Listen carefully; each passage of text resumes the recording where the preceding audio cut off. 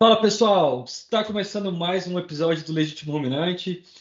Hoje a gente vai ter o privilégio de falar com o Marcos Marcons. O Marcos, hoje ele é um pesquisador aqui nos Estados Unidos, mas ele teve uma carreira já no Brasil como professor. Ele trabalhou 10 anos na universidade lá, então vai ser alguém que viveu tanto o perfil acadêmico no Brasil como aqui nos Estados Unidos, e talvez a gente vai poder explorar isso aí um pouquinho com ele e também conhecer um pouco mais do trabalho dele. Hoje ele é professor na Washington State University. Então, só para localizar a turma, né? Eu estava pensando nisso, Washington, que às vezes a gente acha que é a capital. Na verdade, nos Estados Unidos tem um estado chamado Washington que fica no lado oeste. Então, em cima da Califórnia tem o Oregon, depois tem o Washington, e enquanto que a capital é meio que no leste, né? Então, é quase que na beirada lá, na divisa com o Canadá. Imagino que é bem frio, principalmente agora no inverno aí, né, Marcos? Exato. Mas Você faz mais ou menos uns 60 dias que não passa de zero aqui, mas tá bom, faz é parte. mesmo. Bom, Marcos, mas primeiramente, muito obrigado pelo seu tempo. A gente estava conversando agora há pouco sobre sexta-feira aí tá corrida e você conseguiu encaixar isso aí na agenda para a gente gravar esse episódio. Então, eu agradeço a disponibilidade. E eu acho que, antes de mais nada, Marcos, acho que você podia falar um pouquinho sobre a sua história. é, Se não me engano, você fez zootecnia, né? Como que foi para você entrar na universidade, depois sua pós-graduação e por que que te motivou a seguir essa vida acadêmica, né? Bom, primeiramente, muito obrigado, Aquiles, e todo o pessoal do Legítimo Ruminante aí pelo convite. Para mim é uma honra participar, né? Bom, em relação ao meu background, né? Eu fiz zootecnia em Viçosa, Minas Gerais, no Brasil. E como é comum no Brasil, você faz a sua carreira acadêmica todo no mesmo lugar, né? Fiz zootecnia, mestrado e doutorado lá. O professor Sebastião Valadares foi meu orientador, trabalhei com exigência de gado Nelore, exigência de... Participei das três primeiras edições do BR Corte. A edição que vai sair agora, eles até me convidaram para participar e eu educadamente declinei, porque, enfim, você acaba ficando muito ocupado e você acaba tendo que selecionar algumas coisas, mas é um trabalho muito legal que eu me orgulho muito. Então, eu trabalhei nisso aí durante o meu mestrado e doutorado. Aí, quando eu defendi o doutorado, eu abri uma vaga de professor substituto para gado de leite em Viçosa. Aí eu prestei. Engraçado que era eu e uma outra concorrente, que hoje também atualmente é professora em Viçosa também. E aí eu comecei a dar aula e nesse meio de tempo, durante a minha pós-graduação, eu dava assistência técnica em umas fazendas lá na região de Viçosa. Então já tinha trabalhado bastante com leite, tinha trabalhado bastante com os orientados do Tião que trabalhavam com leite, então eu tinha bastante experiência com leite. E aí quando abriu a vaga, foi engraçado que como são as coisas, como a vida te leva, né? Quando eu estava como professor substituto, a gente ficava assim, o professor Bento vai aposentar, ele era professor de gado de corte, eu falei assim, não, eu tô aqui por enquanto. O Bento não aposentou e o Zé Maurício, que era professor de gado de leite, aposentou. E aí eu passei no concurso e comecei a trabalhar em Viçosa em 2010. Então eu comecei em 2010, trabalhei 10 anos em Viçosa. Em Viçosa eu trabalhei bastante como o Aquiles falou, meu portfólio é bem diverso, né? Eu já trabalhei com muita coisa, porque acaba que você acaba trabalhando onde tem dinheiro, onde tem oportunidade. Mas eu trabalhei bastante com nutrição de bezerro e novilha, tem muitos trabalhos, muitos orientados meus defenderam tese com nutrição de bezerro e novilha, um pouquinho mais focado principalmente para a nutrição proteica, que eu acho que é o grande problema, era o grande problema na RC 2001, o novo a gente vai saber, mas o 2001 a parte de energia até relativamente boa, mas a parte de proteína era bastante falha, e a parte de bezerro não tinha nada, né? A parte de bezerro era baseada em animal de mais de 100 quilos de corte. Então, assim, não tinha Isso era mais no gado de corte ou no gado de leite? no gado de leite. Já em tudo Gado de leite. depois que eu entrei para professor de gado de leite lá, eu nunca mais trabalhei com corte em experimentos. Eu fiz muitas colaborações com corte, com ovinos, com caprinos. Eu tenho bastante colaboração. Continuei participando de vários trabalhos, não só em Viçosa. Eu tenho uma parceria muito boa com o pessoal do Ceará, do Tocantins. Agora eu tenho o pessoal do IZ. Eu tenho bastante parceria, tudo com corte. Então, assim, eu continuei. Porque eu acho que é sempre importante você manter sua mente aberta, você manter seu leque de Com opções certeza. aberto. E eu incorporei muita coisa no leite de aprendizados de outras áreas. Então, eu trabalhei bastante e com vaca em lactação, eu rodei bastante experimento já, mas na área de ajustes finos de nutrição. Trabalhei com silagens, silagem de cana, de capim, trabalhei com aditivos, vários tipos de aditivos para vaca. Então, é aquela nutrição básica, mas nada muito específico de nutrição profunda, como eu fazia com bezerro e novilha, onde a gente estava testando, por exemplo, relação energia-proteína, impacto no desenvolvimento de glândula mamária, onde você Uhum. fazia um overlap muito grande de nutrição e fisiologia, por exemplo, que a gente fazia bastante lá em Viçosa, né? Então eu fiquei lá 10 anos, e aí quando completou 8 anos, você pode sair para o sabático, né? Você pode sair para o pós-doutorado. Então, na verdade, é assim. A cada 8 anos, você pode sair para um pós-doutorado. Como eu não tinha feito pós-doutorado, quando completou 8 anos de trabalho, aí eu fui fazer o meu pós-doutorado. E como trabalhava muito com economics lá no Brasil, porque eu era coordenador do programa Família do Leite, então a gente dava assistência para 30 e poucas fazendas, e era uma assistência dita completa, como a gente fala no Brasil, né? Então a gente fazia a parte agronômica, fazia a parte veterinária e a parte zootécnica. E dentre isso a gente fazia a parte econômica. Então eu queria me especializar, eu gostava muito dessa área, eu queria me especializar. E o De Vries, pode falar. Eu acho até que você tem um trabalho, né, que você avaliou alguns parâmetros para ver a rentabilidade em diferentes regiões de Minas Gerais. Era parte desse projeto aí, daí você Era, coletou os dados e fez a análise? exato, era parte desse projeto e depende, porque tem alguns trabalhos que eram parte desse, tem um trabalho que é um projeto que é do Sebrae do Campo, que aí já Uhum, é um programa nacional de consultoria, e aí eu tenho muito contato lá, muitos são meus ex-alunos, que aí é aquele trabalho que a gente compara a rentabilidade, por exemplo, de freestyle com compost e com o uhum. OpenHot, já é do Sebrae do Campo. Então, eu tenho bastante, eu gosto de dar meus pitacos com economics, mas eu realmente que ir para a Flórida em 2018 e fazer o sabático com o Davis foi um salto muito grande. Eu aprendi demais. E o Davis, ele tem um modelo que é muito legal, você provavelmente conhece, que ele prediz o desenvolvimento do rebanho pelos próximos 10 anos. Então, se você Uhum. muda uma taxa de reprodução, uma coisinha, e ele mostra o que acontece com o rebanho nos próximos 10 anos. A Fernanda Ferreira trabalhou com esse modelo. Tá. Então eu ajudei ele nesse modelo, mas ele não tinha tipo um módulo de nutrição. Aí eu desenvolvi um módulo de nutrição para esse projeto dele. Então nesse projeto dele hoje, na nossa planilha, se você quiser falar assim, não, mas e se eu for utilizar determinado produto da Merck, por exemplo, isso vai impactar, sei lá, a, vamos supor que seja um aditivo, né? Não é muito, mas vamos Não supor é que muito a nossa área, mas, não é muita área de vocês, mas que mas tudo seja bem, um aditivo alimentar. pode que seja aditivo alimentar, mas que isso vá aumentar custo, mas ele impacta a reprodução, impacta a health, ele impacta a produção, impacta várias coisas ao mesmo tempo. A planilha ela consegue abordar tudo isso ao mesmo tempo, incluindo a parte de nutrição, e aí mostra todos os impactos daquilo lá para frente. Então você consegue falar assim, olha, esse produto ele vai ser, sei lá, 7 centavos por dia, mas ele aumenta a produção de leite em meio pound, por exemplo, mas ele cai a pregnancy rate em 2% e ele diminui sua Uhum. taxa de doença em X%, e troca a parte de vocês. Se vocês querem testar um aditivo ou alguma coisa de health, por exemplo, você fala, olha, a promessa é essa, né? E qual que é o impacto em 10 anos? A gente consegue fazer toda Para ver essa... a viabilidade. Exato. Porque né, e nessa tabela, no caso, então você pode colocar até taxa de descarte por problema reprodutivo, vamos dizer que sua reprodução é mais baixa, mortalidade, Tudo. porque eu acho que esse é o salto hoje, né? Que até eu estava no final do ano passado, teve o Conselho de Reprodução de Gado de Leite, e a turma está falando muito de dado, né? Então a gente tem todos os colares, tem o Dairy Comp, que é um sistema que é muito fácil de extrair informação. Então a modelagem, né? Você brincar com cenários diferentes e tentar prever o futuro, eu acho que é uma área da pesquisa agora que está muito em ponta e a gente está valorizando cada vez mais isso, porque a gente está aprendendo que é útil, entendeu? Que você realmente pode aprender e traçar caminhos com aquilo, né?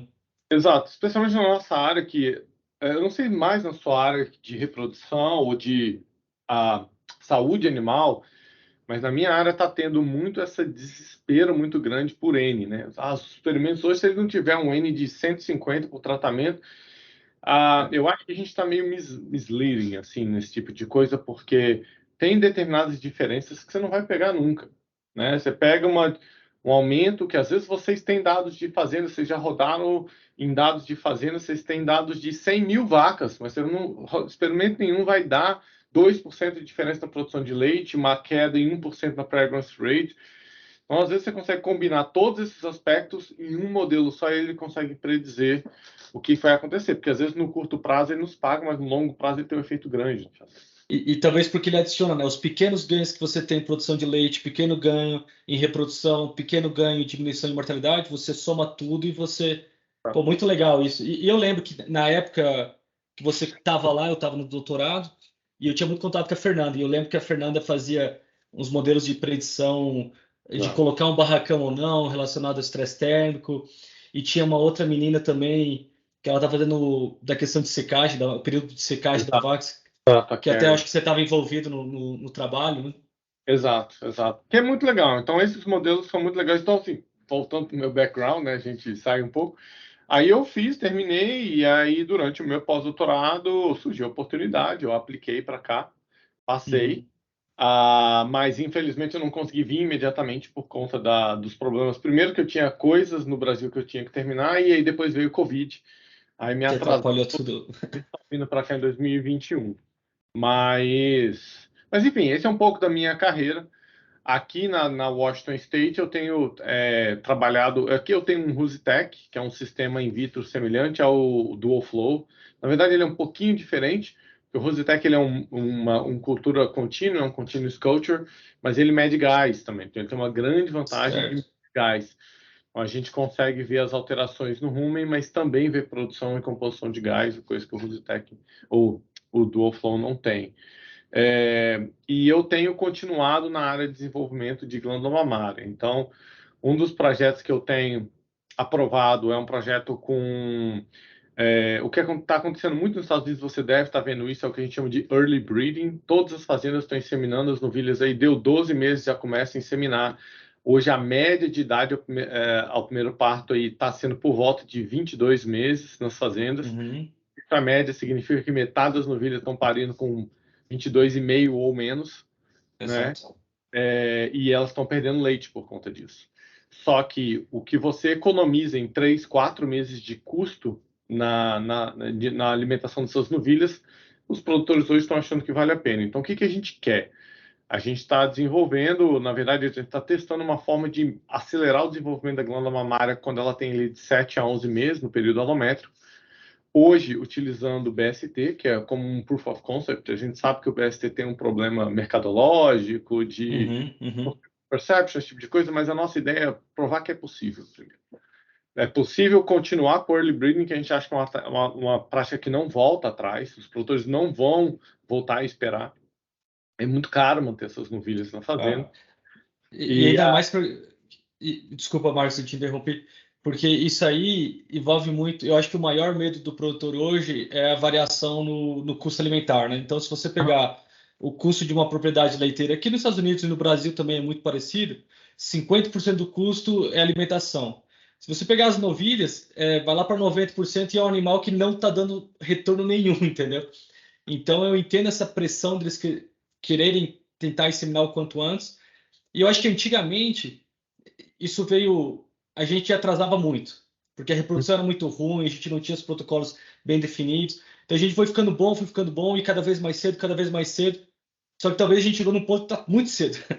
E exato. até para complementar, eu acho que essa informação tem os dados do Brasil, que eu acho que o IDEAGRE compilou, e tinha exatamente uma relação quadrática.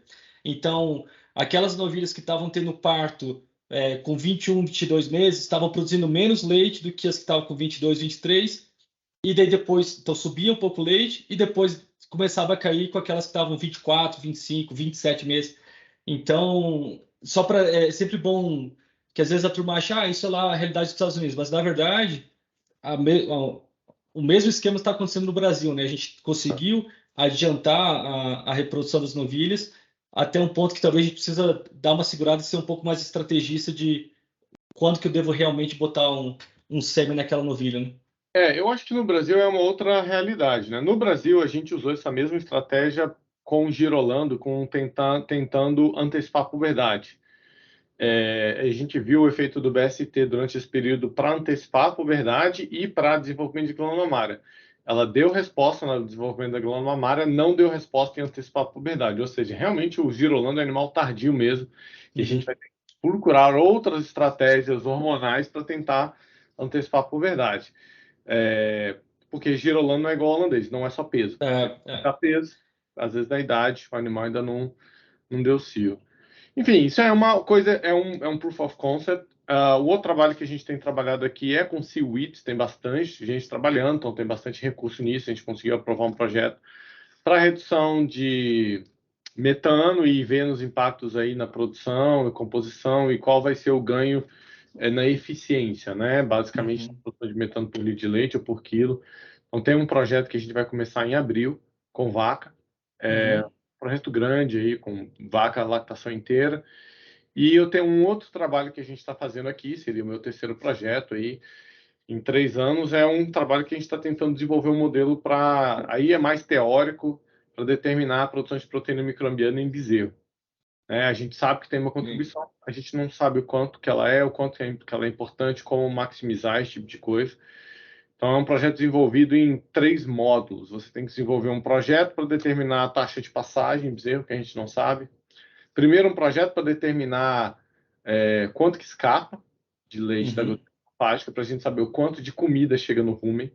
Aí, um segundo projeto para determinar a taxa de passagem e um terceiro projeto para determinar a proteína microbiana, combinando esses 3 projetos. Então, esse é um projeto que eu tenho 2 alunos de doutorado envolvidos nisso aí. Enfim, é um pouco do que eu estou fazendo. Não quero ficar falando também para não estender demais. Não, fica à vontade, Marcos. Assim, a gente está aqui por causa de você. A gente quer extrair o máximo de informação, sua experiência, o que você faz. E assim, é muito legal que você é um cara bem diversificado, né? A gente estava conversando isso antes do episódio de você está em várias áreas e tal. Você tem um background muito forte na parte de nutrição, mas é legal quando alguém sai da sua zona de conforto. Eu gosto de economia. Você foi trabalhar com o De Vries, que é um dos caras mais respeitados do mundo, e talvez você aplique agora isso também na sua pesquisa e no seu dia a dia. Como é que está hoje o seu laboratório? Você já está com um grupo formado? Como é que está a questão de alunos? Então, eu tenho hoje 2 alunos daqui, um de mestrado e de doutorado. Eu tenho um aluno de Viçosa de Sanduíche e um aluno da UFT de Sanduíche. Mas eu acabei de receber uma aluna de São Paulo, que acabou de voltar, ela voltou há 2 semanas atrás, ela ficou aqui um tempo comigo. Já teve um outro aluno de... Onde que era? Um outro de Viçosa, que veio ficar aqui comigo. Então, assim, tem bastante gente vindo para o sanduíche, que acho que isso ainda tem alguma bolsa. E tenho agora uma aluna de Bangladesh que eu estou contratando, que ela é de Fulbright. Ela é uma Fulbright. Fulbright. E a gente aplicou, tal, e ela aprovou e ela vem. Então, essa aluna Fulbright eu ainda não tenho exatamente o que ela vai trabalhar em mente, tem que ver. Mas, assim, a gente tem um laboratório, assim, 4, 5 pessoas, o que já é considerado até grande para nível dos Estados Unidos, né?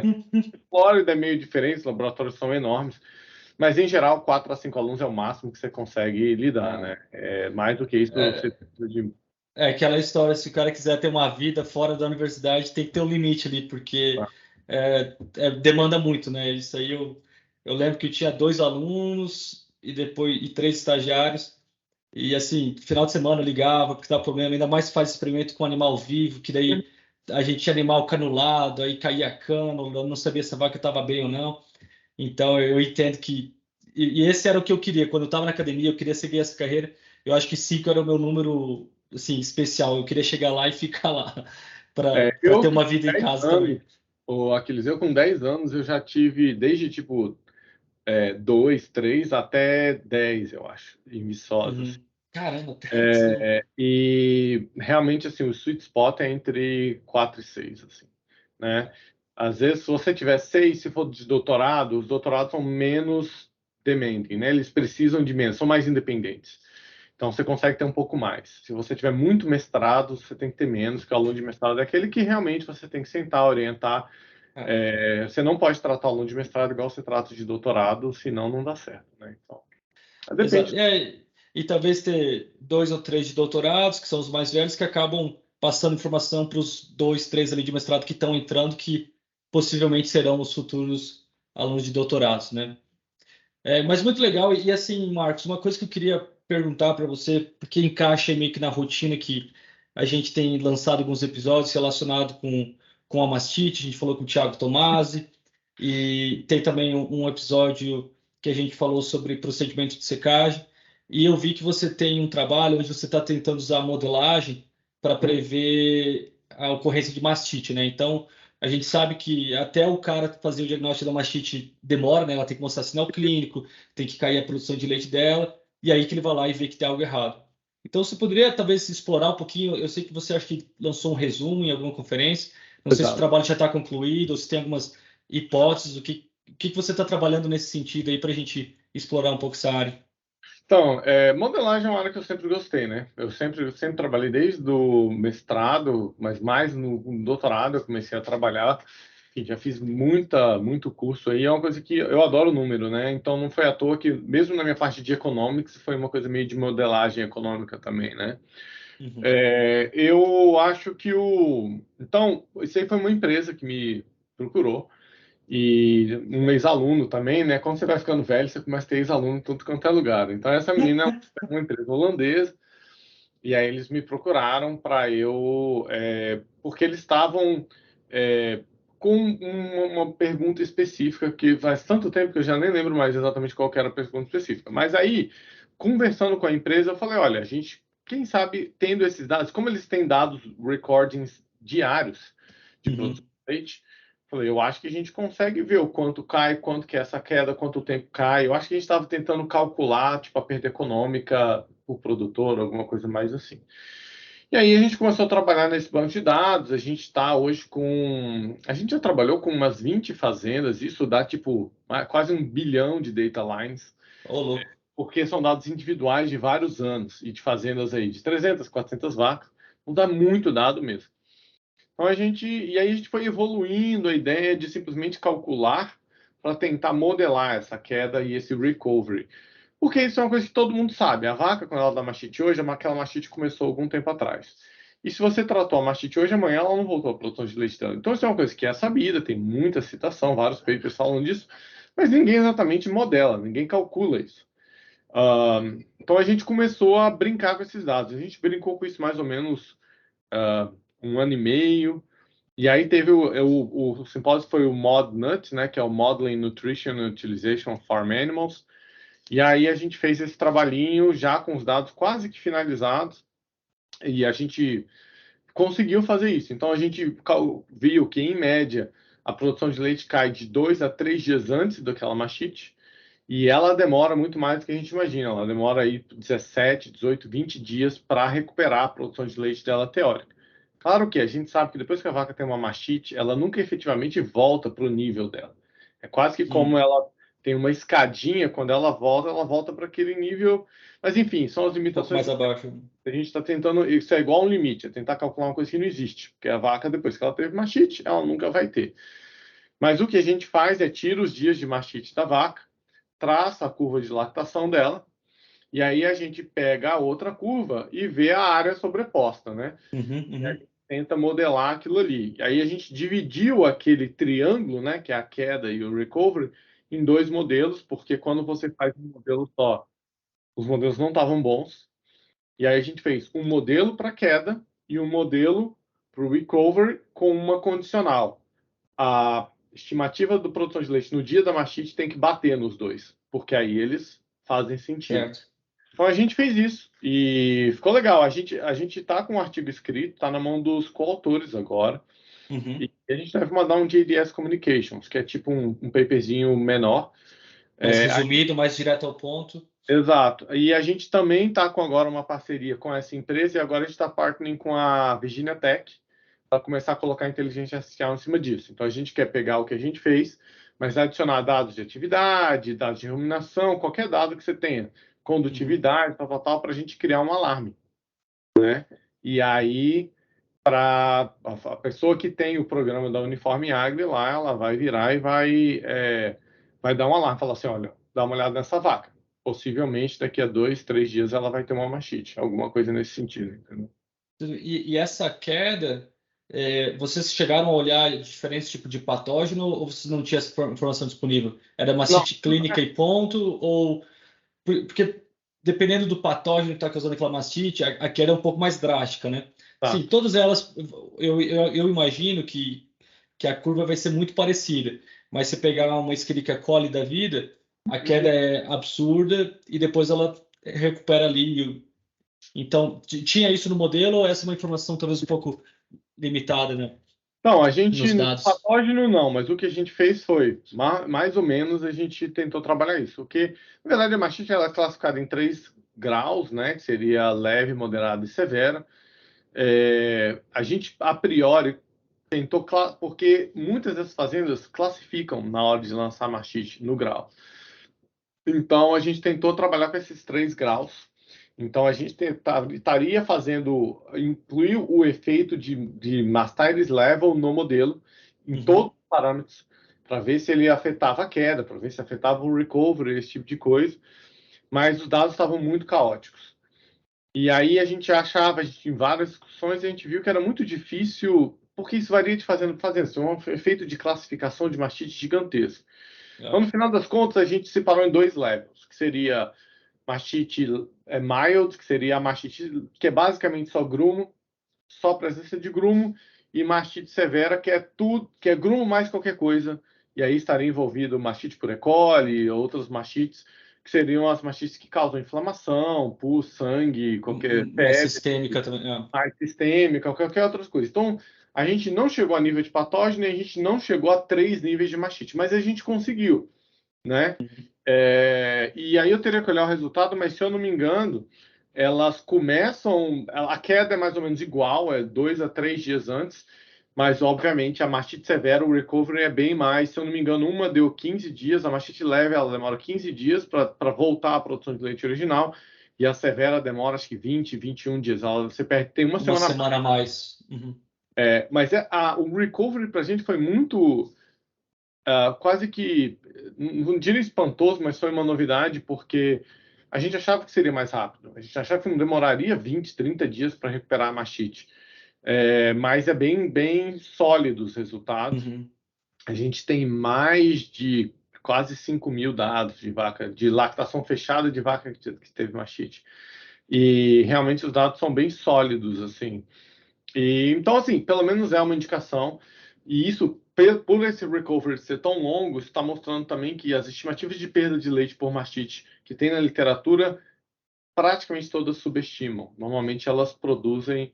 É, Porque e só uma, avalia após o caso, o diagnóstico, e não leva em ele não consideração tem aqueles 2, 3 dias. exato. E o pós, ele acha que a vaca recupera rápido, 3, 4, 5 dias. E na verdade ela recupera, ela demora muito mais tempo para recuperar. Então, o que a gente está chamando de residual milk, que é o leite residual que a vaca não está produzindo, ele não está sendo contabilizado por completo.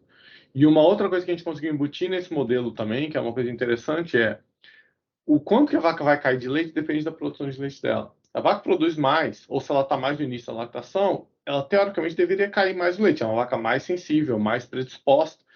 E aí a gente É. conseguiu embutir esse fator no modelo também. Então, quando a vaca está mais no fim da lactação, cai menos. O efeito da mastite é menor do que quando ela está no início da lactação. Então, isso também está embutido no modelo, que eu também acho uma coisa interessante. Enfim, Não, são exciting results aí para gente, né? não, e isso é muito legal, porque, e que nem até coisas que o Thiago comentou, né? A gente falou no episódio com o Thiago sobre a mastite durante a transição, como prevenir e tal, e encaixa com isso também, de tipo assim, pô, você tem um caso de mastite nos primeiros 30, 40 dias, ou até 70 dias, que é quando ela está chegando naquele pico, você vai ter um prejuízo muito grande. Então, é muito legal como as coisas vão se encaixando e assim, é isso que me fascina no gado de leite, que o negócio é tão complexo e tão gigante que o dia que você acha que você sabe alguma coisa, é aí que você não sabe nada. Exato. Essa questão que você falou é muito interessante. A gente discute isso no paper. Se essa mastite dá antes do pico, essa vaca nunca vai atingir o pico. Então, o prejuízo é muito maior. E isso a gente não tem como modelar. Não, pelo menos eu não sei como, ou talvez tenha alguém que tenha alguma coisa na cabeça, mas Uhum. isso é muito difícil de modelar, realmente, assim, porque na verdade a vaca está em franca ascensão e você dá é como se você pisasse no freio dela ali na hora. ela não volta no mesmo lugar. Então, todo modelo é aquela história, né? Todos os modelos são errados, alguns são úteis, né? Então, isso é fato. A gente está brincando para tentar mostrar que, na verdade, o prejuízo é maior do que se fala e que o cuidado com a mastite é maior, tem que ser maior do que a gente imagina. E eu acho que essa informação do quanto que a vaca começa a cair o leite antes é muito importante. E agora a gente vai passar para a segunda etapa, que é desenvolver alarmes, né? Então, assim, que outras coisas que a vaca demonstra 2 dias, 3 dias antes dela demonstrar mastite, que poderia dizer para a gente, olha, tem uma coisa errada com essa vaca. E isso alinha muito com as novas tecnologias. Você comentou de ruminação, de movimentação dos animais, e cada vez está mais. A gente fala que está criando um ecossistema, né? Então você tem a ruminação da vaca, a atividade da vaca, você tem a produção de leite da vaca, tem condutividade do leite. Então a gente tem muita informação que a gente talvez precisa combinar elas para realmente predizer que aquele animal vai ficar doente, e você conseguir fazer o tratamento precoce e talvez diminuir essa curva aí, né, de Exato. perda e tudo. Essa é a ideia. Se a gente vai succeed, já é outra história, entendeu? Não, mas Mas essa é pelo menos um dos objetivos dessa área, que é uma parceria com o pessoal da Virginia Tech e tal, e agora esse pessoal do. Eu tenho uma pesquisadora da Suécia ajudando a gente nesse projeto também, então tem bastante gente envolvida. não, bom demais. Então, eu acho que deu para a gente entender um pouco aí o que você faz, tudo, né, Marcos? E até eu ia divulgar aqui, eu sei que você você é ativo nas redes sociais, então tem lá no Instagram o Marcondes Lab, e acho que está no Twitter também, né? Se não me Estamos engano. no Twitter, estamos no LinkedIn e no Facebook. Na verdade, eu faço a mesma publicação. Postagem. O Instagram é um pouco mais ativo, porque alguns alunos meus têm acesso ao Instagram, então eles vão lá e eles publicam. Mas o Twitter, o Facebook e o LinkedIn sou eu que faço as postagens, então Uhum. não sou tão ativo assim, porque demanda mais tempo, né? Mas E enfim, o tempo, né? o pessoal fica à Mas é vontade. legal para o pessoal conhecer um pouco mais do seu trabalho. Eu vi lá que tem vários posters quando os alunos vão para congresso, então às vezes a turma quer conhecer um pouco mais dos projetos que estão acontecendo e às vezes até pintar uma oportunidade de estágio, te contatar, né? E às vezes você está precisando de um aluno, bate, né, a bolsa com o aluno, que às vezes eu sei que tem aluno bom querendo trabalhar com você, no caso, mas ele não tem a bolsa. Depois você tem a bolsa, você está procurando aluno bom. Exato. Então, Mas a gente sempre está bom, aberto aqui para estágio, para, sei lá, sanduíche, qualquer coisa que o pessoal quiser, a gente está sempre aberto. não, bom demais, bom demais. Então, Marcos, eu acho que essa era a primeira parte do episódio, para a gente conhecer um pouquinho mais do seu trabalho e também para a turma no Brasil conhecer um pouco mais você.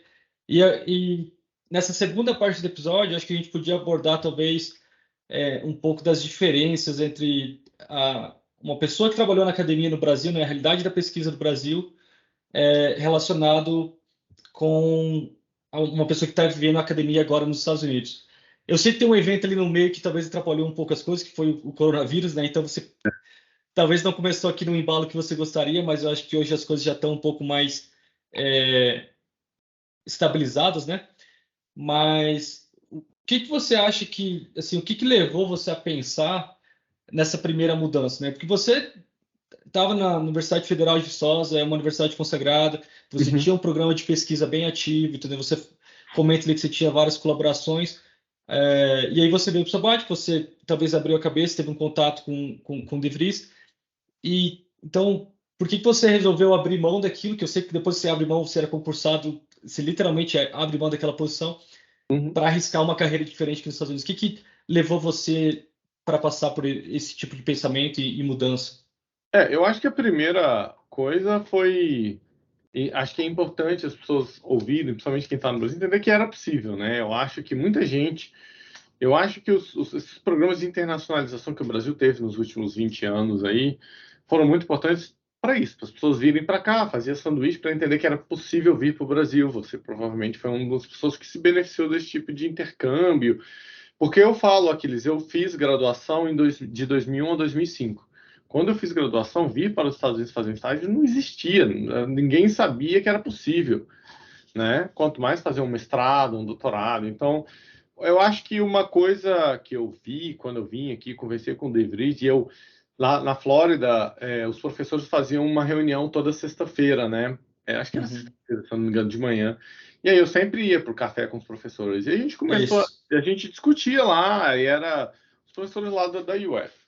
E aí você começa a entender que você está, pelo menos na minha concepção, no mesmo nível dos caras. Você consegue, além de que eu sempre fui uma pessoa que eu sempre, toda a minha pesquisa, ela sempre foi focada a um âmbito internacional. Eu estava num programa 7 e uma das predisposições básicas de um programa 7 na CAPES é que ele tenha noção internacional, que ele tenha projeção internacional, né? Uhum. E então você já começa a fazer pesquisa pensando em como contribuir para a comunidade científica de forma que aquilo ajude o Brasil, mas também ajude a comunidade internacional. Então você vai estudar um modelo de relação proteína-energia, desenvolvimento de novilhas, aquilo tem que ser aplicável tanto aqui nos Estados Unidos quanto no Brasil. E a prova é que parte desse trabalho, eu tenho orgulho em falar que foi parar no NRC, né? Aquela relação Uhum. proteína-energia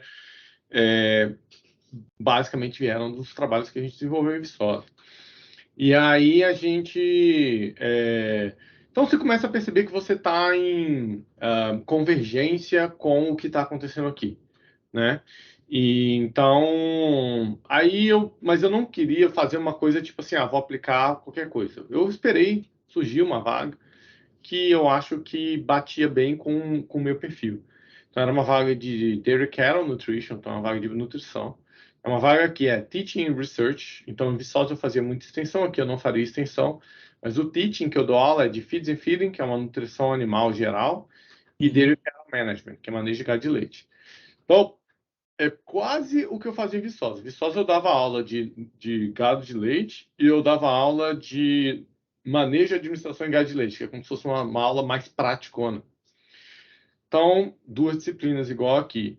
E a outra coisa que eles me pediram para fazer é para treinar o time do Dairy Challenge. Então, a gente treinou, ano passado a gente ganhou aqui no Oeste, foi super legal. Eu rodar uma vez a cada 2 anos a Advanced Dairy Cattle Nutrition, que é uma noção avançada de gado de leite. Então, assim, é uma carga de disciplina praticamente igual ao que eu fazia no Brasil. As disciplinas eram praticamente muito parecidas. No só animal geral é uma coisa bem tranquila, assim, é mais assim, Uhum. muito aluno.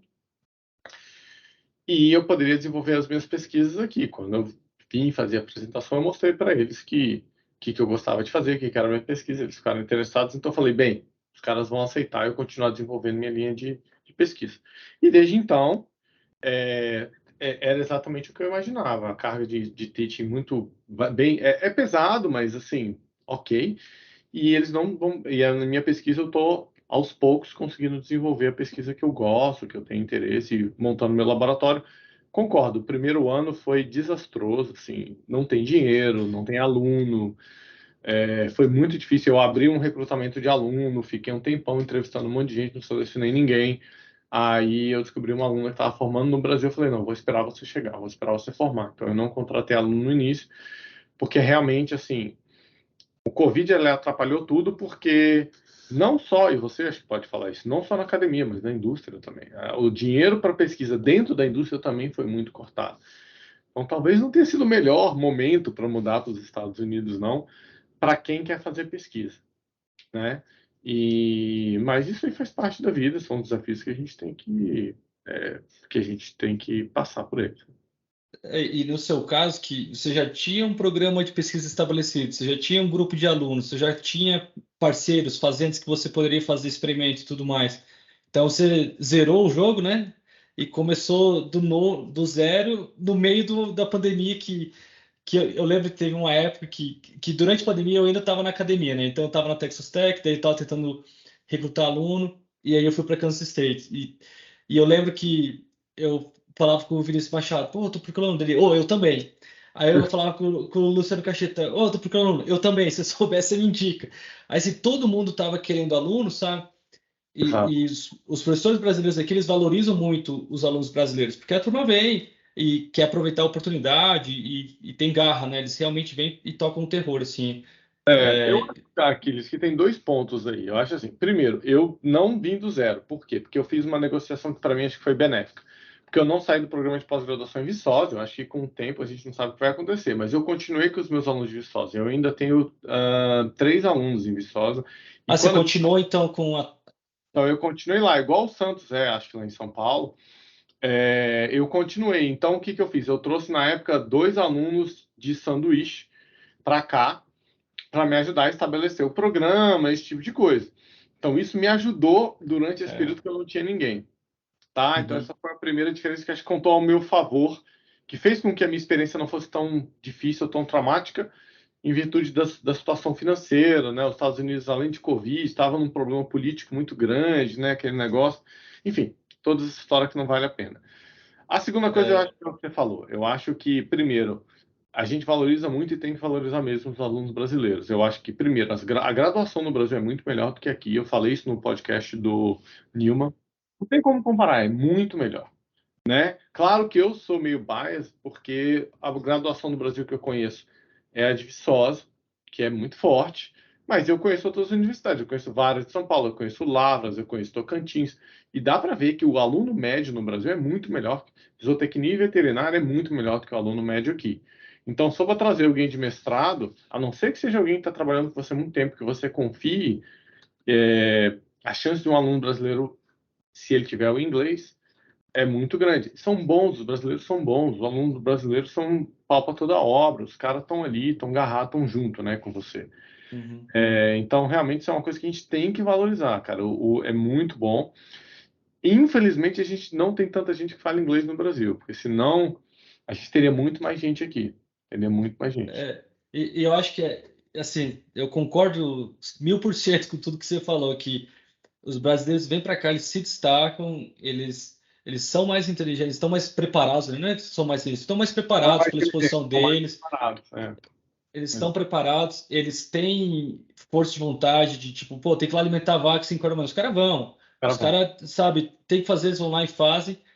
E eu cansei de encontrar alunos que você fala assim, cara, esse cara que tem um potencial gigantesco, mas não falava uma palavra de inglês. É, Aí, assim, fica naquele grupinho, o laboratório tem muito brasileiro, beleza, ele toca o experimento, ele ajuda, tem uma experiência legal, mas não é a mesma coisa do que eu lembro que na época que eu vim, isso, eu estava na graduação ainda, quando eu vi a primeira vez para os Estados Unidos, eu fui trabalhar com o Clips Galvão, ele estava fazendo uma parceria com o Zé Eduardo lá na Flórida, e aí eu não sabia nada de vaca de leite, era a minha primeira oportunidade, indo para fazenda de 6.000 vacas, e assim, tocando terror, né? Só que o meu inglês, ele era ok, eu conseguia manter uma conversa. E aí eles tinham os lab meetings, né? As reuniões de laboratório. Cara, aquilo lá era assim, ó, expandiu a minha cabeça de um jeito. Só que eu conseguia absorver. Eu não entendia muito, mas ia lá e perguntava, conversava.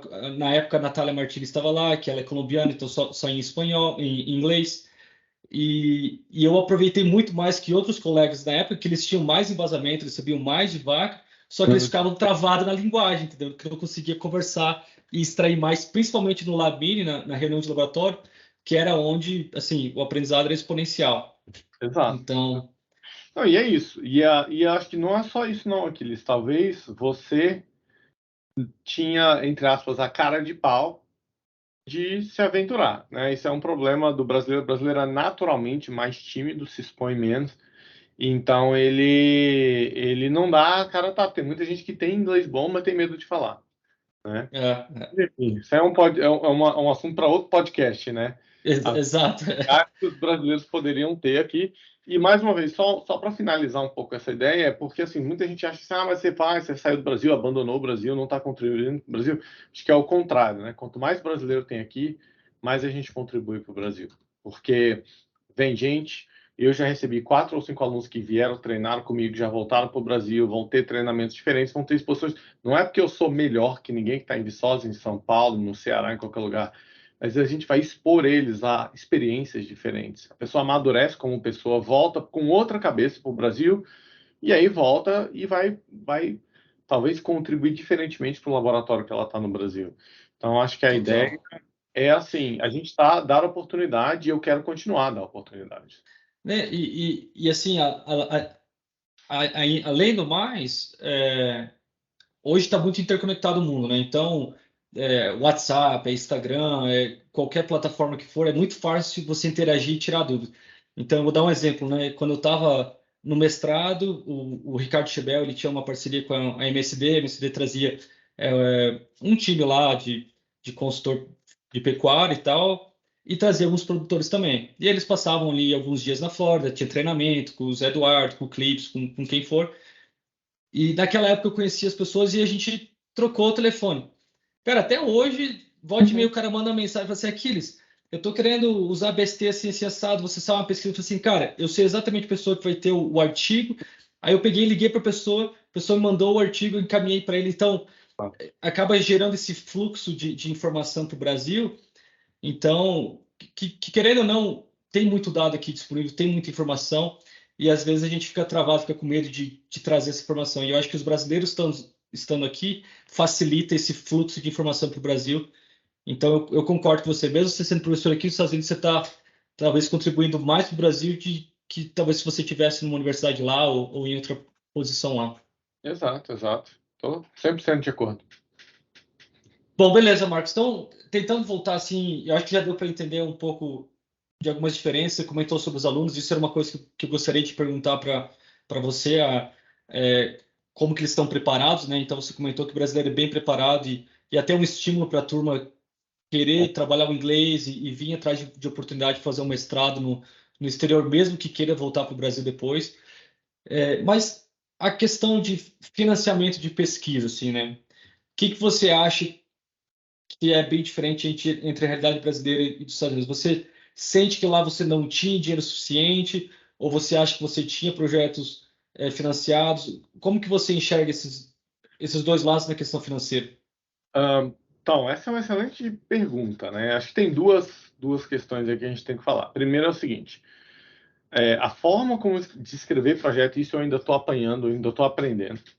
A forma de escrever projeto aqui é muito diferente, muito mesmo, da forma de escrever projeto no Brasil. Foi uma coisa que eu fiquei bastante espantado, eu apanhei bastante ainda, estou apanhando bastante. Eu acho que eu estou melhorando, porque eu já consegui aprovar aí uns 2 ou 3 projetos, mas ainda está caminhando. Porque assim, no Brasil tem muito menos dinheiro. Isso é fato, tem muito menos dinheiro. Mas, em comparação, no Brasil, os setores são mais ou menos independentes. Então, tem o setor de H de leite, ele gera uma renda, pelo menos em Viçosa. Eu não sei como é que são os outros lugares. Mas ele é mais ou menos independente, o dinheiro gira. Então, você não paga o tal do per diem. O fato de você não pagar a diária do animal faz com que os experimentos sejam muito mais baratos. E a outra coisa no Brasil tem muito estagiário, muito, muito. Minhas pesquisas lá no Brasil tinha 10, 12, 15 estagiários, além dos alunos, vários alunos de pós-graduação para se ajudar. Então, assim, gente, o fator humano é muito rico no Brasil. Então, assim, a pesquisa custa muito mais barato. Eu fiz uma conta para a Trau, tem um projeto que eu estou tentando desenvolver com a Trau, ela custa no mínimo 5 vezes mais barata no Brasil. A parte animal, no mínimo. Tá? Então, a Trau, assim, eles querem rodar a pesquisa no Brasil. Por esse motivo. Agora,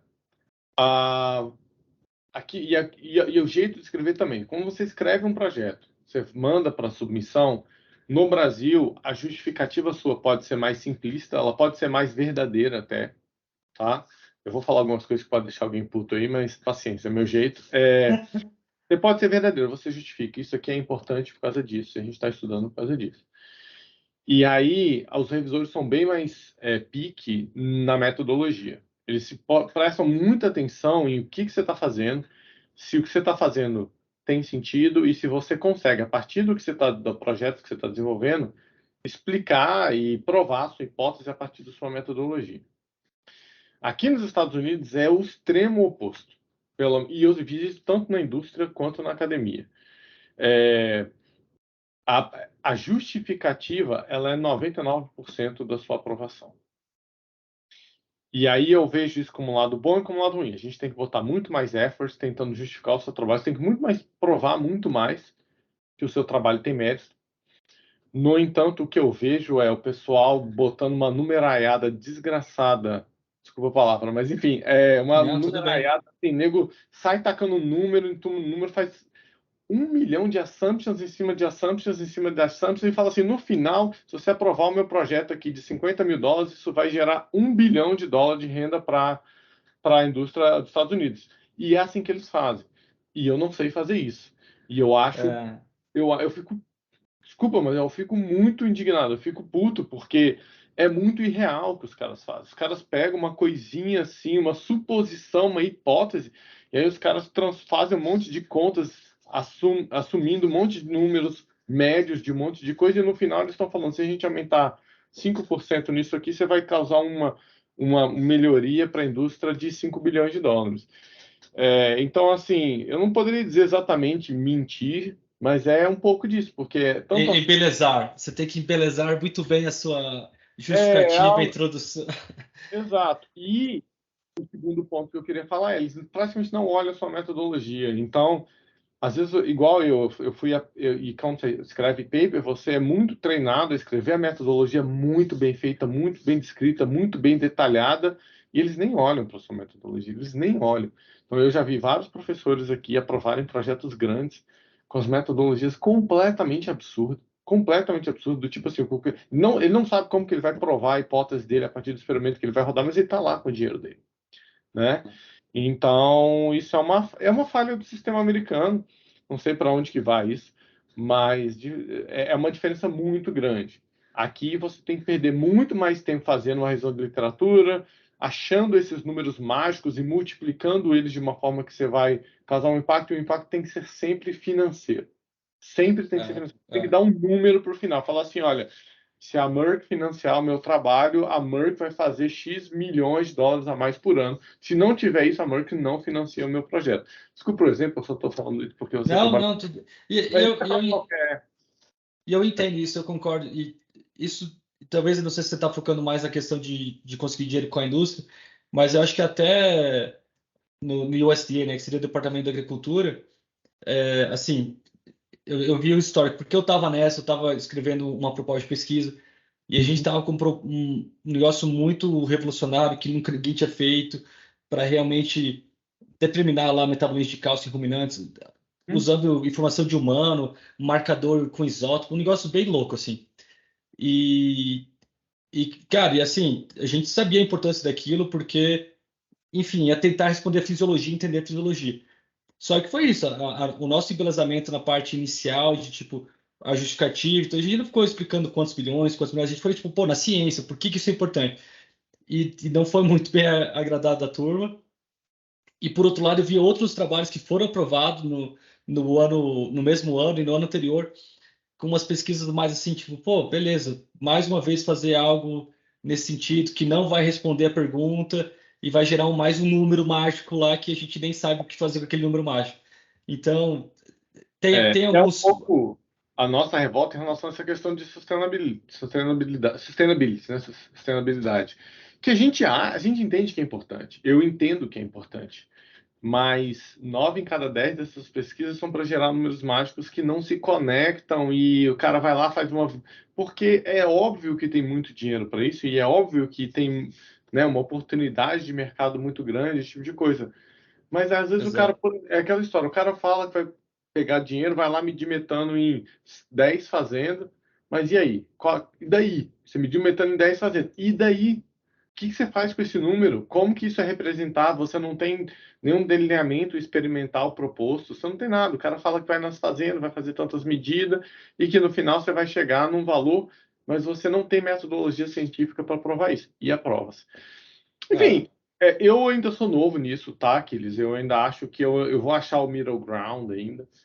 É, mas eu tenho focado bastante em trabalhos com empresas, porque eu acho que a empresa já é diferente. Aqui nos Estados Unidos tem muito desenvolvimento de produtos. Então você tem bem mais oportunidade de pesquisa real e séria do que no Brasil. Não que o Brasil a pesquisa não seja séria, mas no Brasil é muito mais validação, né? No Brasil é muito mais eles têm um produto que eles querem testar nas condições do Brasil e ver a diferença de resposta, esse tipo de coisa. Enquanto aqui tem muito mais pesquisa que é a nossa, que é pelo menos acredito que seja parte do meu feeling, que é fazer a pesquisa pura, desenvolver metodologias, fazer respostas biológicas, fisiológicas, esse tipo de coisa de nutrição que você entende bem. é. Então, acho que e a indústria que é bem engajada nisso, tem excelentes pesquisadores na indústria, assim, é bem legal. Mais uma vez, não pisando no prato que eu comi, fiz trabalhos com a indústria no Brasil, mas o foco da própria indústria aqui é diferente. O foco Tá? do R&D no Brasil é uma coisa e o foco do R&D aqui é muito mais a minha cara. Então, eu tenho trabalhado muito com indústria. Muita gente, né, me liga, me approach, fala assim: olha, eu estou querendo desenvolver isso, o que você acha que é a melhor forma de testar isso? Aí você vai lá, desenvolve Sim. uma metodologia, conversa com os caras. Às vezes não financia, tudo bem, tudo bem. Trabalho com vaca é caro, né? Trabalho com É. vaca é caro. Menos de 300 pau, 250, 300 mil, você não roda o experimento com vaca. Então, é, às vezes vai, às vezes não vai, mas só a ideia de uma pesquisa um pouco mais concreta com a indústria, para mim, me agrada muito, entendeu? Uhum. E uma coisa que eu acho que, e até vai ser interessante para saber como é que é a realidade no Brasil, é, aqui, por exemplo, se você, e eu não sei como é que é na Washington State, né? Cada universidade é um pouco diferente, mas tem o famoso overhead, né? O overhead seria o quanto que entra para a universidade está A oferecendo taxa do evento. laboratório. Uhum. Então, e eu lembro que na Kansas State era 52%, eu acho. Então, na grande maioria das universidades varia ali entre 40% e 55%. Então, se você aprova um projeto de US$ 100.000, na verdade, 50 mil está indo para a universidade, nem entra para você. Aí sobra 50 mil que você tem que pagar alunos, você tem que pagar a diária da vaca, você tem que pagar equipamento de laboratório e fazer toda a manutenção. E eu não sei se isso é o mesmo no Brasil ou se é um pouco diferente. Como que você enxerga isso?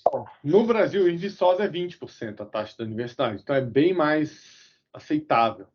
Uhum, Só que no Brasil é muito mais barato, porque você não tem que pagar aluno, você não tem a comida, muitas vezes você não paga per dia. Às vezes tem que pagar a diferença no leite, aos equipamentos de laboratório, essas coisas você tem que pagar, mas você não tem. O fato de você não ter que pagar aluno, você não tem que pagar o eu- seu salário. Eu sou 9 meses aqui. Então, 3 meses do ano eu tenho que, a partir de projetos que eu aprovo, eu tenho isso, isso é um estímulo para eu poder ir atrás e uhum, então você tem que pagar o seu salário, você tem que pagar os alunos, você tem que pagar muitas vezes aluno de undergrad para ajudar na pesquisa, que é uma coisa que no Brasil todo mundo faz isso de graça. Então, a realidade é muito diferente, né? Mas a indústria que eu acho que eles entendem que pesquisa com a academia tem o overhead é mais caro. e, e eu acho que também cabe um pouco do pesquisador e da indústria serem criativos, né? Então, por exemplo, alguns projetos que eu falo é o seguinte: olha, eu vou coletar sangue para fazer metabólicos, né? BHBA, cálcio, essas coisas. Eu não vou fazer aqui. A gente manda para um laboratório comercial e eu mando a conta para a Merck pagar. Por quê? Porque sai mais barato para vocês. E não E vem daí o você over. não paga os 50% de.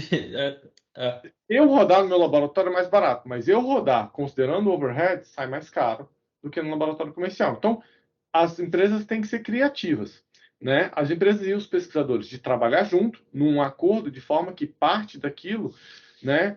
Ou, por exemplo, as dietas. Se você tiver que pagar a dieta, fala para a empresa ir lá, compra os alimentos e faz uma doação para a universidade. Uhum, Então, se você ia gastar 50 mil em comida, aquilo ia sair 75 mil para a empresa. Não, vai lá e compra. E a empresa tem poder de barganha. No final das contas, deve copiar o que eu pagaria 50 mil, vocês conseguem ir lá negociar e comprar por 40, por exemplo. é mais E, barato. entendeu? Então, tem que ser criativo. Então, se tiver essa criatividade envolvida, e é o que eu tenho feito, que eu acho que tem dado certo, né? As empresas, elas agradam esse esforço que você faz para fazer com que eles não gastem dinheiro, entre aspas, à toa. E você tem Uhum. que dar a parte da universidade. Não tem jeito. Você não dá para fazer tudo em gifts, né? Tudo em donations, esse tipo de coisa. Tem uma parte que é ali, o per diem, os materiais de laboratório, de coisas que você tem que rodar aqui mesmo, então não tem jeito. Aí a gente consegue equilibrar um pouco dessa forma, Sim. né? Só que você comentou da doação, né? Porque a doação é uma forma de pagar menos, né? Acho que a doação aqui é 11%, 15% que paga de. Não, se for gift é zero. É Se for gift, zero? Aí, tá. é. Porque, mas que daí você poderia fazer, né? A empresa vai lá, não, projeto de 100 mil, vou dar 100 mil e os 100 mil fica para você. O problema é que o departamento vai colocar pressão em você, ó, não, tem que trabalhar com overhead para trazer dinheiro para a universidade também. Exato. Então você tem que trabalhar de todos os lados, né? Eu gosto de trabalhar em donation de produto e não de dinheiro, Porque o Uhum, donation uhum, de produto é zero. Não tem, eu tô comprando e doando para a universidade, entendeu? Uma coisa que eu já vi fazerem é o pessoal, a empresa comprar e vender para a universidade por $1, entendeu? Porque aí você passa por cima de alguns outros barreiras burocráticas. Eu nunca fiz isso aqui na Washington State, mas isso é uma outra opção também de uma quase donation, entendeu? uhum, uhum. E aí eu acho que aí de dólares, de gift dollars, que eu acho que aqui na WSU é zero, mas tem uns limites. Tem um certo limite. Você consegue, o Marconi Lab, eu quero doar $100.000. Claro que normalmente esse $100.000 é assim, vamos fazer uma pesquisa aqui, né, tal, e na confiança eu vou entregar os resultados, vou rodar o experimento, Eu- tudo vai acontecer. E a universidade sabe que isso acontece. Então, você tem que tomar cuidado para não atrair os olhares, né? Então, se vocês estão fechando um projeto de 100 mil, é melhor dividir em três partes. Vamos fazer um gift Para dólar. essa parte, depois outro. Vamos, sei lá, 30, 40 mil, vamos financiar normal, pago overhead para agradar a universidade, e, sei lá, 30% faz em doação de equipamento, de material, desse tipo de coisa. Não, eu estou achando que esse equilíbrio entre três partes é o que dá melhor, que no final das contas a empresa vai acabar pagando os 100 mil, ou talvez um pouquinho mais do que os 100 mil, mas não paga 150, É, entendeu? exato. Bom, e acho que indo para o próximo passo, então, digamos que conseguiu o dinheiro, né? Como que você vê a questão de, que nem você comentou que tem um sistema, né, de fluxo para avaliar digestibilidade ruminal e sim fazer algo in vitro, né? Como que você acha que é a diferença entre a realidade brasileira e aqui em termos de adquirir equipamento, adquirir anticorpos? E eu acho que talvez você não usa tanto essa parte, mas que nem PCR, essa parte mais molecular, que aí, às vezes você precisa de determinadas moléculas e anticorpos, teste de ELISA e toda essa parafernália que faz parte também da pesquisa, né? O suporte de equipamentos e ingredientes para fazer os É, experimentos. isso aí, cara, não tem comparação. Isso aqui é muito melhor aqui. Principalmente porque você tem um P-Card, né, que é um que eles chamam de Purchase Card, você sabe, mas todo mundo no Brasil não vai Uhum, saber, uhum. que é um cartão de crédito ligado à sua conta. Todo pessoa tem uma conta dentro da universidade, tem o seu dinheiro, dos seus projetos, seu startup e tal. E aí você compra, você que escolhe, cabe ao seu julgamento. Eu vou dar um exemplo. Semana passada, eu estava comprando um reagente e tinha uma marca que eu nunca tinha ouvido falar e tinha Sigma, que era, sei lá, $5 mais caro por package lá. Eu falei, eu vou comprar Sigma, eu confio, né? Você trabalha na Merck, eu vou comprar Merck com uma marca que eu não conheço. É óbvio que eu vou numa marca que me garante uma qualidade, né? Eu lembro disso porque eu sei que eu já rodei várias coisas, tipo derivados de purina no Brasil. Se não for marcas tipo Sigma, Merck, essas marcas clássicas, dá pau, não dá certo. Não adianta comprar as marcas B, dá E, e errado. lá, e lá sai por pregão? Como é que funciona lá a compra de. Brasil, em Viçosa a gente tem a vantagem que tem a FUNAP, que é a Fundação Arthur Bernardes, então a gente tem a regulamentação da fundação, mas no mínimo 3 orçamentos você tem que conseguir. Então, quando você não consegue os 3 orçamentos, vamos supor que tem um produto que só é produzido por vocês têm que dar uma carta para a gente de exclusividade. É muito burocrático, é muito lento o processo. Você não consegue entrar no site aqui, na internet, comprar, botar o seu cartão de crédito, daqui a 2 dias está aqui. Qualquer compra no Brasil, o processo é muito doloroso. Até tem a disponibilidade, claro, é muito mais caro, mas é muito mais doloroso o processo, atrasa muito o processo, né? E no caso, no caso que você pede três preços, né? Você tá preso a pegar o mais barato ou você pode escolher dentro daqueles três? Normalmente você tem que pegar o mais barato por alguma justificativa. Se o preço for muito pequeno, você consegue justificar e solicitar a compra do que não seja mais barato. Mas tem que Entendi. ser uma solicitação, né, é, do tipo essa. Olha, eu estou comprando esse reagente para essa análise. Eu preciso comprar o reagente, sei lá, Merck, e eu não posso comprar da marca Zezinho porque eu já tentei com a marca Zezinho e os resultados não ficam bons.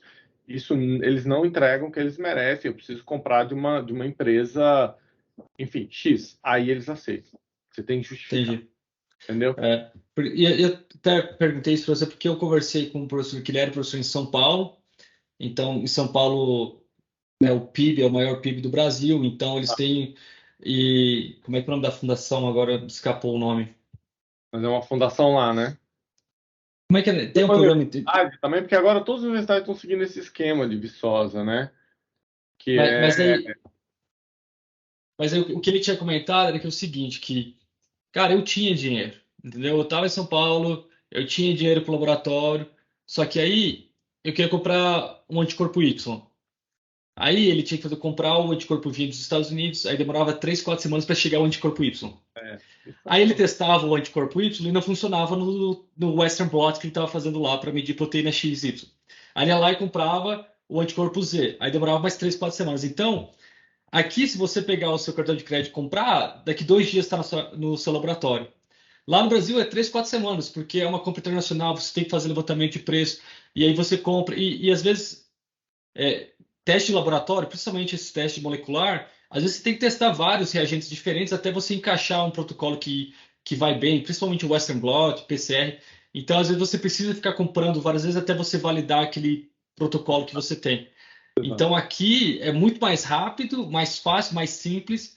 E por mais que ele tinha o dinheiro, entendeu? Ele tinha o dinheiro lá da Universidade de Para São Paulo. comprar o negócio, né? Isso acontece, cara. É muito normal isso acontecer quando você não demora 60, 90 dias. Claro, isso está diminuindo, está melhorando, né? Eu tenho ainda parceria com a professora Simone, e no Brasil, por exemplo, as coisas estão muito mais acessíveis, mas é Uhum, muito mais caro também, né? Mesmo convertendo, você pega o que você compra aqui em dólar, converte, multiplica por 5, por 6, e ainda sai o dobro disso, né? Então é uhum. quase que assim, é, dinheiro por dinheiro é quase 10 vezes mais alto, né? Mas enfim, está melhorando, está melhorando. Isso está Ó, melhorando no Brasil, porque principalmente essas questões de anticorpo, primers, essas coisas, quase tudo já tem lá, né? uhum. É, não sei como é que foi pós-Covid, porque eu não tenho muito contato com o pessoal, mas é uma limitação. É Realmente, uma. assim, compra de equipamento aqui realmente é sensacional. Precisa de uma pecinha para um negócio aqui e tal. Você não tem que fazer solicitação, você não tem que fazer nada. Você vai na Home Depot, compra, paga o cartão de crédito e traz a nota aqui para os Acabou, caras. já faz. Não, bom demais. Marcos, eu acho que nós vamos encerrando por aqui. Eu sei que você tem outros compromissos, a gente espremeu ali na sua agenda e a gente acabou se estendendo, mas agradeço muito pela conversa. Foi uma conversa mais filosófica, a gente falou de vários cenários aí do Brasil e daqui, mas eu acho que é importante para o pessoal entender também que tem vantagens no Brasil, tem como ser bem, se suceder bem lá, e porém tem outras vantagens de estar aqui. Também você estando aqui, você pode ter um impacto muito grande na realidade brasileira.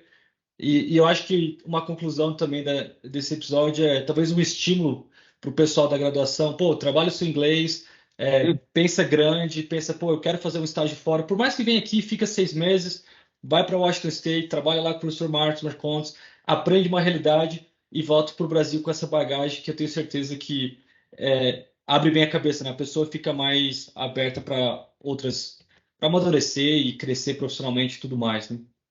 Eu que agradeço, concordo 100%. A gente está aberto. Acho que o céu é o limite. Pense grande. Eu acho que esse que você falou é fundamental. Pense grande, cara. Pense que é possível. Uma coisa que é muito importante é assim: se o seu inglês é mais ou menos, venha.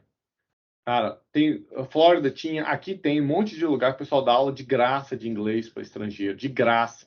É, Entendeu? Então, assim, você vai viver a cultura, você vai ter que falar inglês todo dia. Além disso, ainda vai ter aula toda semana, 3 vezes por semana, tá? Então, assim, dá seus pulos, cara. Venha. A gente está aqui é. com o maior prazer para receber vocês. E, assim, em termos de parceria, eu estou aberto com a indústria, com outros pesquisadores. A gente tem feito bastante trabalho legal e a gente está bem aberto a continuar esse trabalho de pesquisa aí. E qualquer coisa que precisar da minha parte aí, é só entrar em contato. Show de bola. Obrigadão, Marcos. Obrigado aí, pessoal, que acompanhou o episódio de hoje. Se você quiser mandar um comentário, alguma sugestão, pode entrar em contato com a gente lá no Instagram, no @legitimominante. E até a próxima, pessoal. Um abraço aí. Obrigado, Marcos, novamente. Valeu, tchau, tchau.